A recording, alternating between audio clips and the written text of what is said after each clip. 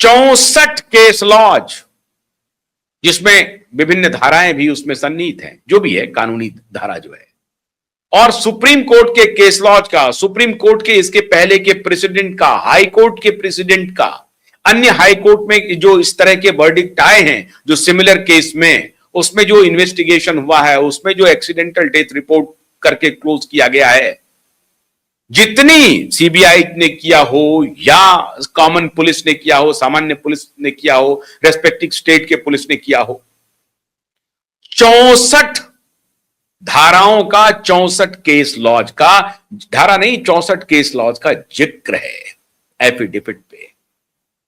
और ये सारे जो केस लॉज हैं वो ये कंफर्म करते हैं कि दिशा का जो केस क्लोज किया गया है वो क्लोज नहीं हो सकता, वो उसको री इन्वेस्टिगेशन करना ही है, क्योंकि दिशा पीड़ित के जो पिता हैं उनका ये प्रेयर है, और प्रेयर जो है वो फॉल कर रहा है गंभीर संज्ञेय अपराध की श्रेणी में, गंभीर अपराध की श्रेणी में, गंभीरतम अपराध की श्रेणी में।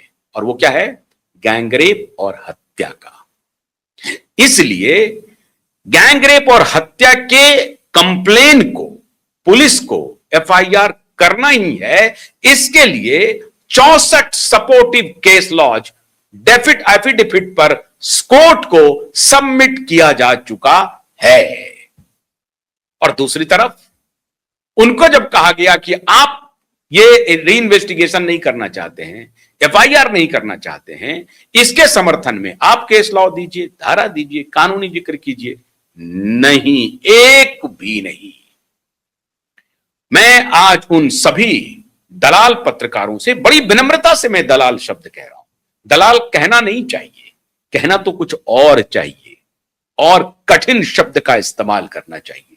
क्रिमिनल, अपराधी, क्योंकि अपराध को संरक्षण देना अपराध की श्रेणी में है।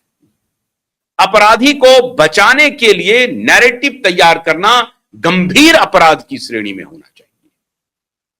इसलिए उन सभी दलाल पत्रकारों, अपराधी पत्रकारों से ये मैं पूछना चाहता हूं कि तुम्हारी पत्रकारिता अब कहां गई?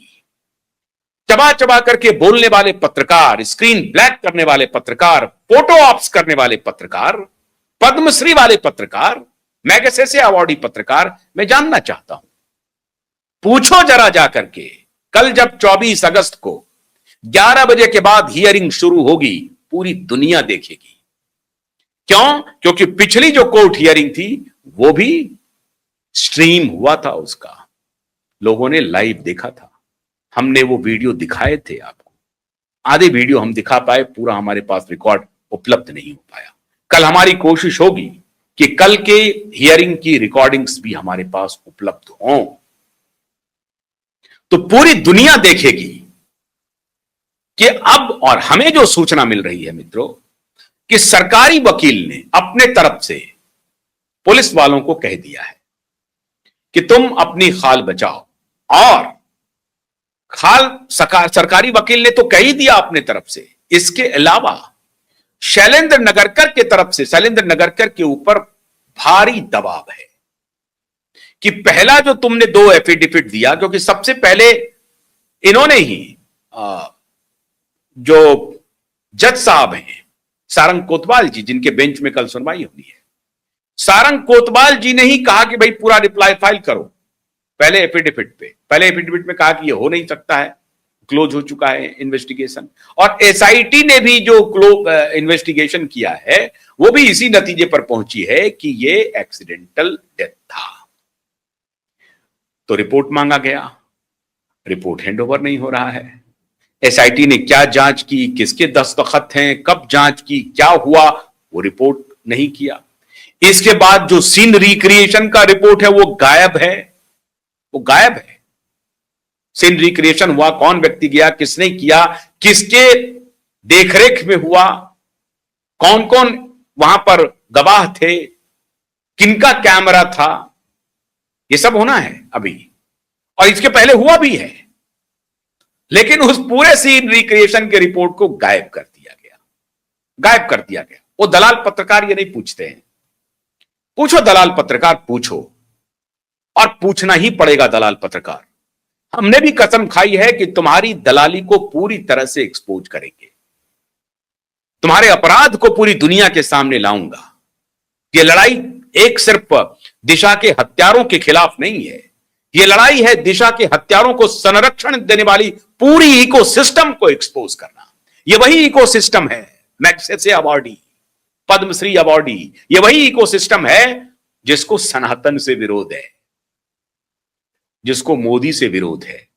और यह इकोसिस्टम सिर्फ मोदी विरोध में इन पापियों के साथ खड़ी हो गई।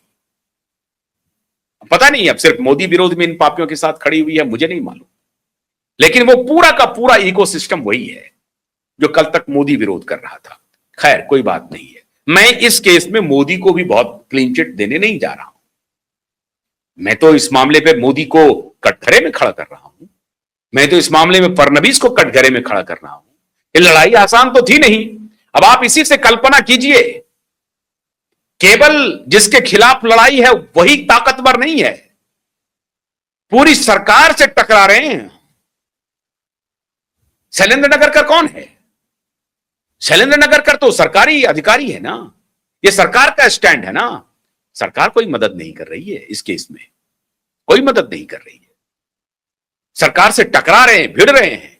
तो एक तरफ सरकार से टकरा रहे हैं और एक तरफ बेईमान अपोजिशन, भ्रष्ट दलाल मीडिया वो खड़ी है।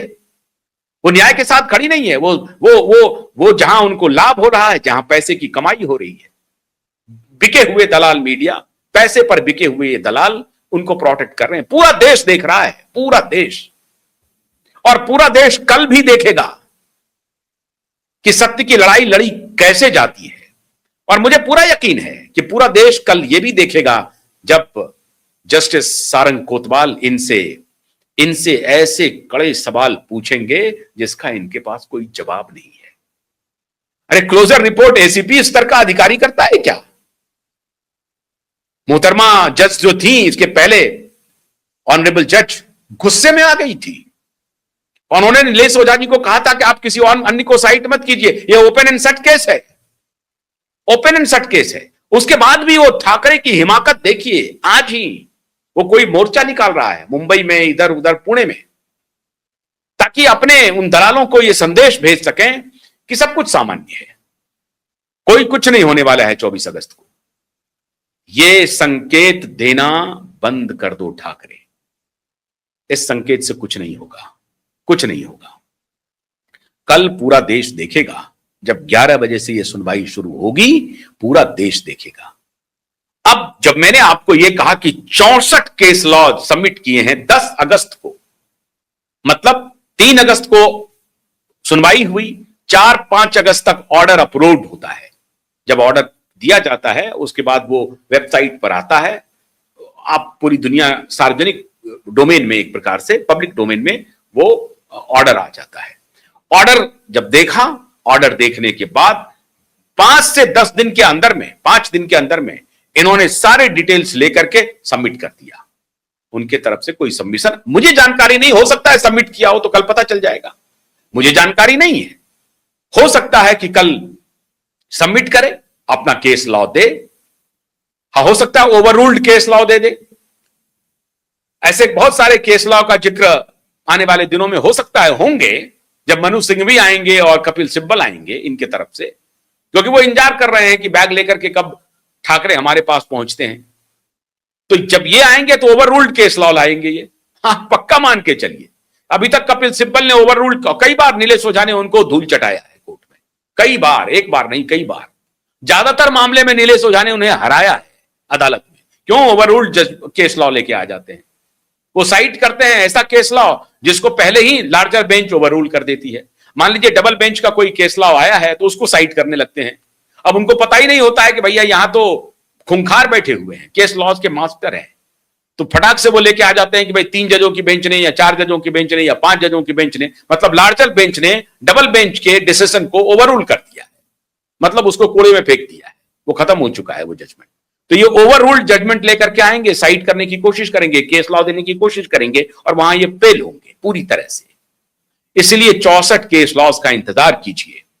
केस आप पूरी तरह से जीत चुके हैं और हम पूरी विनम्रता से इंतजार कर रहे हैं अपने जस्टिस सारंग कोतवाल जी का और जस्टिस भोसले जी का भी। पूरा देश कल की सुनवाई पर टिका हुआ है। यह मत समझिए कि नेशनल मीडिया नहीं दिखा रही है तो देश इधर देख नहीं रहा है, नहीं, इसे समझने की जरूरत नहीं है। बहुत सारे नेशनल मीडिया जंतर मंतर के प्रदर्शन को दिखा नहीं रही है, दुनिया देख रही है। लेकिन तो इस गलतफहमी में मत रहिए कि लेगेसी मीडिया इस केस को कवर नहीं कर रही है, कवर करेगी। इसके पहले भी कवर की, 3 अगस्त के भी डिसीजन को कवर किया और कल के बाद भी कवर करेगी, करना ही पड़ेगा, कोई दूसरा रास्ता नहीं है। क्योंकि आईने की तरह यह साफ है, स्वच्छ जल की तरह यह साफ है, चांदनी रात की तरह यह केस साफ है, जिसमें आप देख सकते हैं कि इस केस में पुलिस ने क्या क्या गुनाह किया है, अपराध किया है। एक अबला पूरा परिवार, एक अबला बेटी के माता पिता, जो माता अपाहिज हैं, जो पिता अपाहिज हैं, लंगड़ा के चलते हैं, कमाई का कोई साधन नहीं है। दलाल पत्रकारों, अपनी अंतरात्मा को झकझोरो, जरा देखो, पूछो, पूछो क्यूवाइब को क्या मिल रहा है, पूछो, पूछो जरा अपने आप से, पूछो, खुद से पूछो कि क्यूवाइब इस लड़ाई को लड़ क्यों रहा है। प्रधानमंत्री से टकरा रहा है क्यूवाइब, देवेंद्र फडणवीस से टकरा रहा है क्यूवाइब इस मुद्दे पे। मैं भूल जा रहा हूं बाला साहब ठाकरे के साथ मोदी जी का क्या रिश्ता था। I don't care, why should I care, you tell me. It is between you and Bala Saheb Thackeray, and you both are not God for me, you both are not God for rest of the world, so why should we care for you? We care only for the justice and truth.